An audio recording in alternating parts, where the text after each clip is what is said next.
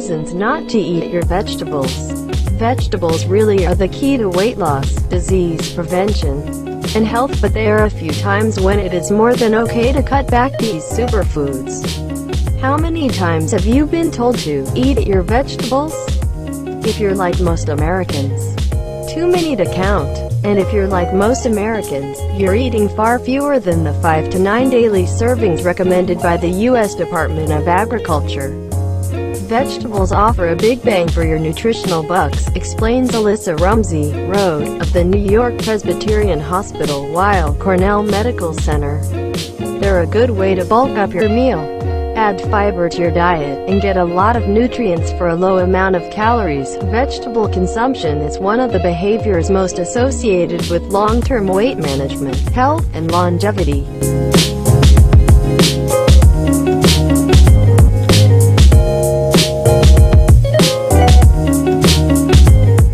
As any endurance athlete knows, prolonged periods of intense exercise can cause more than muscle fatigue. When you start to exercise, the blood is flowing to the muscles that are working, and less blood going to your stomach that can help digest your food, Rumsey explains. So if you've eaten recently and the food isn't really digested, it could cause stomach discomfort and diarrhea. The best fix is to avoid high-fiber roughage such as broccoli in the hours before an endurance event. Rumsey recommends easily digestible carbs, such as bread with peanut butter, bananas, or cereal with milk, before a long run, and experimenting until you find a food combination that works for your stomach. 2.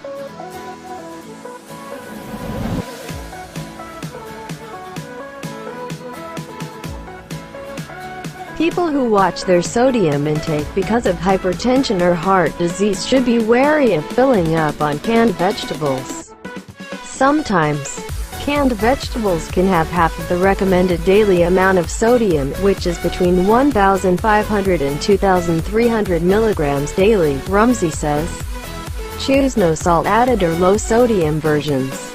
Certain vegetables, including corn and peas, can also be rinsed to wash away some of the excess salt, even if you do not have high blood pressure.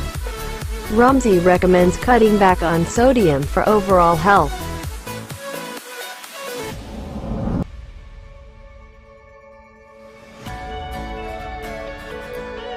A type of inflammatory bowel disease, should eat foods that are gentle on their stomach and intestines to help their GI tract heal. Although not optimal for total body health, Crohn's patients should cut back on fruits, vegetables, and whole grains during an episode. It's such a personal thing. I see people that are able to eat everything and never have a problem, Rumsey says. But in general, low-fiber diets help. But when people with Crohn's are feeling well, Rumsey says,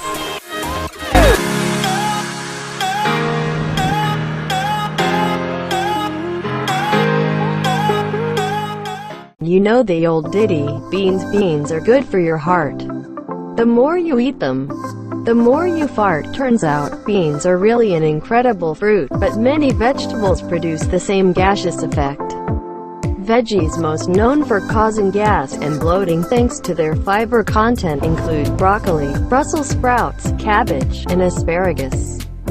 Excessive gas can also happen when someone tries to eat a lot of fiber when they're not used, Rumsey warns.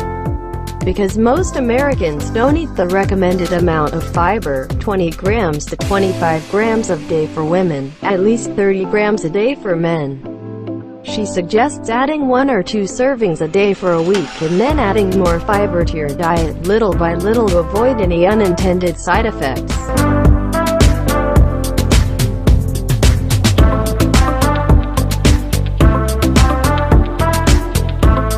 After gastrointestinal surgery, such as a bowel resection, most patients will have to abstain from vegetables for 2 to 6 weeks after surgery, doctor's orders.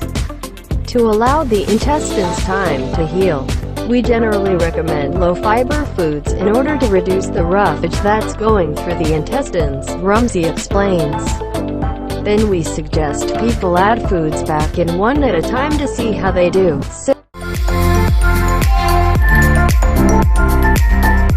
Kidney disease. disease or renal failure should avoid vegetables that are high in potassium and phosphorus, Rumsey says, because the kidneys are unable to clear those elements from the bloodstream. The no-go list for most kidney disease patients includes sweet potatoes, regular potatoes, asparagus, mushrooms, and Brussels.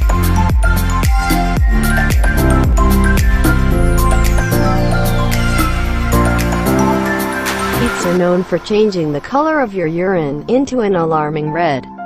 If you're cooking beets, they can also stain your fingers and clothes. The condition comes from the compound beta-cyanine that gives beets their color. A body's response to beta-cyanine is believed to be both genetic and based on the amount of stomach acid in each person, so not all beet eaters will be red.